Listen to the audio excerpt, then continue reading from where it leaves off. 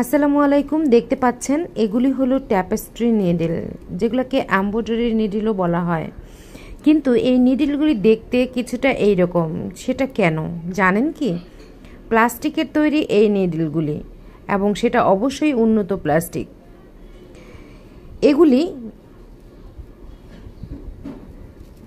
আমরা যে কোনো প্রজেক্টের ক্ষেত্রে, যেমন নিটিংয়ের কাজ, ক্রোশেটের কাজ, যে কোনো কাজ করতে গেলে আমাদের এই ধরনের নিডলগুলি লাগে।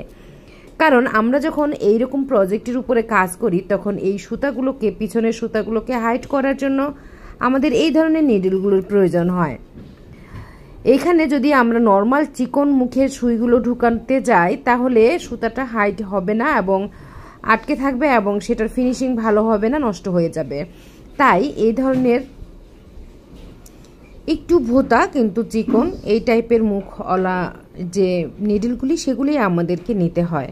তাহলে আমরা খুব সুন্দর করে সুতাটাকে হাইড করে ঠিক এইরকম একটা ভালো ফিনিশিং নিয়ে আসতে পারি। কোথায় পাবেন এই নিডলগুলি? অবশ্যই পেজ yarnSale.bd-তে আপনারা পেয়ে যাবেন এই ধরনের নিডলগুলি।